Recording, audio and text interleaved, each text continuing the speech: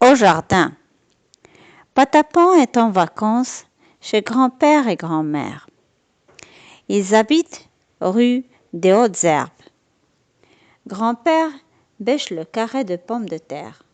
Patapon l'aide.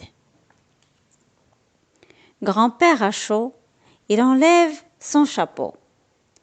Je vais le tenir, grand-père, propose Patapon. Patapon met le chapeau sur sa tête. Il est trop grand. Patapon ne voit plus que ses orteils. Maintenant, Patapon essaie de se servir de la pelle de grand-père. Elle est trop lourde et il tombe à la renverse. Grand-père et grand-mère ont préparé une surprise. Ils donnent 2 paquets à Patapon. Dans l'un des paquets, il y a un chapeau. Dans l'autre, il y a une pelle. Grand-père a l'air d'un grand Patapon et Patapon a l'air d'un tout petit grand-père, dit grand-mère en riant. Où est-ce que je dois creuser? Demande Patapon. Tu peux arracher les mauvaises herbes dans la bordure de fleurs, dit grand-père. Grand-père est très occupé. Il ne regarde pas ce que fait Patapon. Patapon est très occupé lui aussi. Les fleurs et les mauvaises herbes se ressemblent.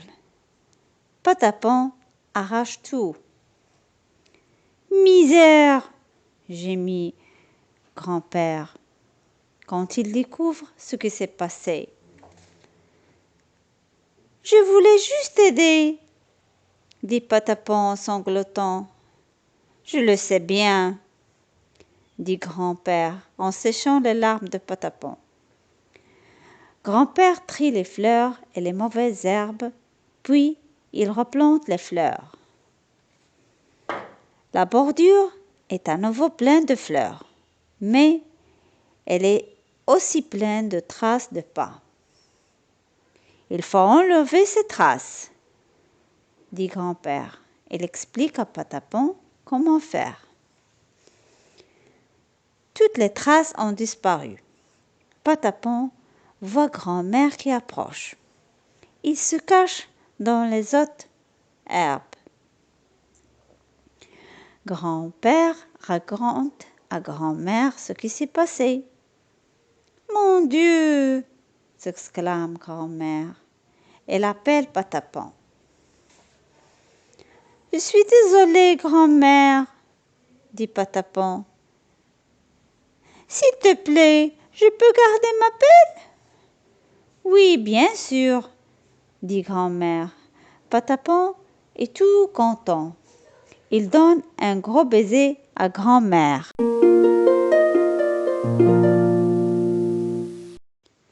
Un jour de grand vent. Avec ce vent, les draps sécheront vite, dit grand-mère. Aujourd'hui, il y a du vent. Grand-mère fait la lessive. Patapon l'aide. Patapon lui tend les pinces. Dépêche-toi un peu, Patapon. Quelqu'un appelle grand-mère. Elle reste 2 draps à étendre. Patapon a une idée. Il demande à grand-père de l'aider. Ce n'est pas si facile que ça en a l'air, dit grand-père. Le vent leur joue des tours. Il fait bouger les draps et détache les pinces à linge. Le vent souffle à tout rompre. Les pinces à linge s'envolent de tous côtés. Patapon a vu ce qui se passait. Regarde, grand-père, s'écrie-t-il, mais il est trop tard. Avant que grand-père puisse faire un geste, un drap vole droit sur lui. À l'aide! Crie grand-père. Patapon essaie de libérer grand-père, mais et n'est pas très efficace. Grand-mère pousse un cri de frayeur. Elle croit que Patapon se bat contre un fantôme. « N'aie pas peur, dit Patapon. C'est seulement grand-père. Sortez-moi de là, crie grand-père. Grand-mère prend les choses en main.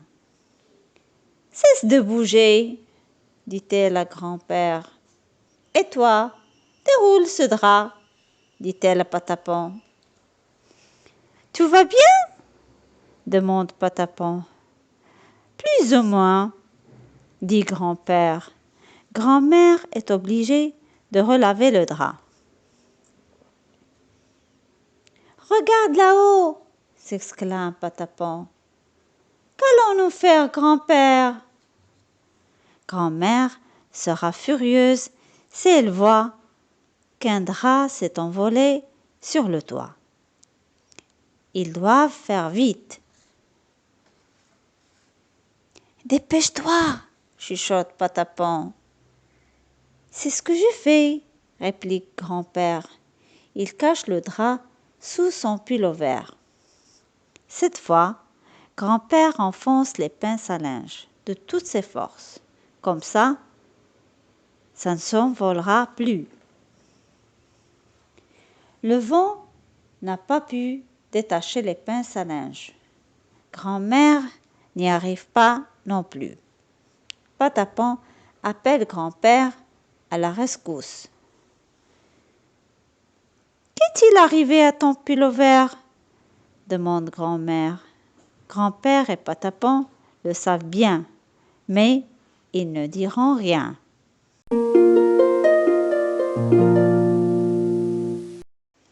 Le tunnel. Patapon et grand-mère cueillent des mûres. Grand-mère sait où trouver les meilleurs. Tout est calme, on entend seulement le bourdonnement des abeilles. Zzzz. Soudain, Patapon tend l'oreille. Quelqu'un crie là-bas, dit-il. Aide-moi, mon tablier est pris dans les ronces, dit grand-mère. Regarde là derrière, dit Patapon. Nous avons traversé la route, dit maman lapin en pleurant. Et Jeannot est resté de l'autre côté. Pauvre Jeannot, il est trop petit pour traverser tout seul. Il a peur. Maman lapin ne peut pas laisser ses autres petits. Elle ne sait pas quoi faire.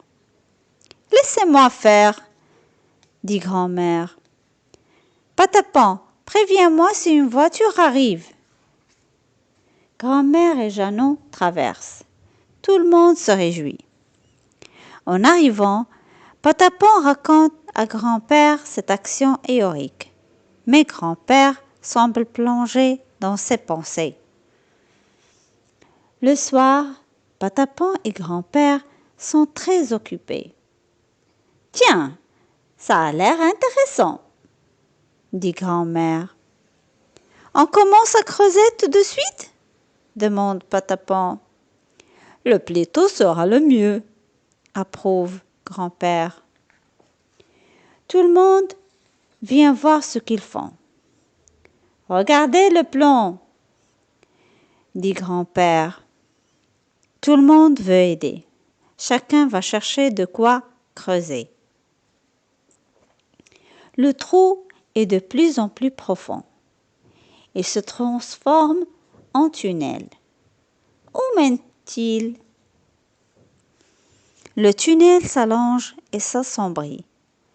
Grand-père suspend une lanterne pour l'éclairer. C'est fatigant de creuser. Tout le monde a soif. Grand-mère apporte à boire.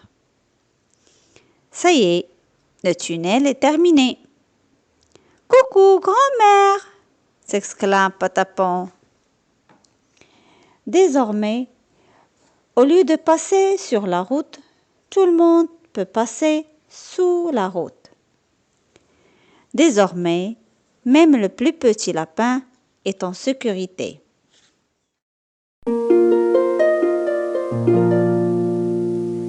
Le marchand des pommes. Les pommes du jardin sont mûres.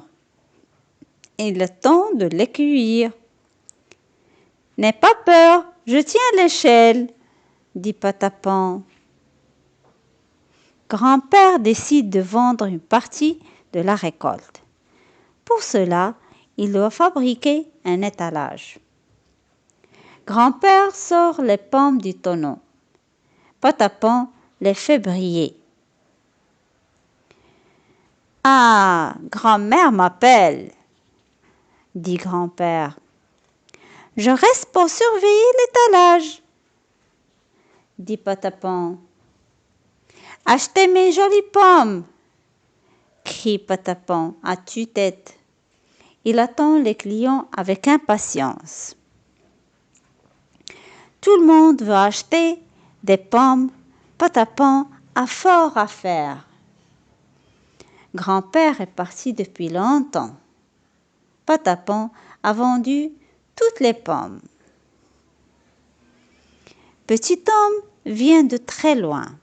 « Je voudrais une pomme, » dit-il.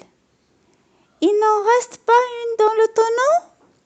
demande-t-il. « Je vais regarder, » répond Patapon. Patapon se hisse sur la pointe des pieds.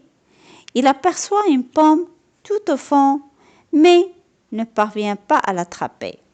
« Je l'ai !» s'écrie-t-il. C'est alors qu'il tombe dans le tonneau. Le tonneau vacille, il bascule, il commence à rouler. Patapon est coincé à l'intérieur. Grand-père entend les cris de petit homme. Il se précipite. « Que se passe-t-il ?»« Arrête-toi, arrête-toi !» crie grand-père. « Arrête-toi, arrête-toi !» crie petit homme. « J'aimerais bien !» se lamente Patapon au fond de son tonneau. « Où vais-je atterrir ?» crie Patapon, dévalant la colline. « Dans la mare !» s'exclame grand-père. « Quelle plouffe !» Patapon est tout mouillé et tout étourdi. Mais qu'a-t-il à la main? « C'est la meilleure pomme que j'ai jamais goûtée, » déclare petit homme. « Bravo, Patapon, » dit grand-père.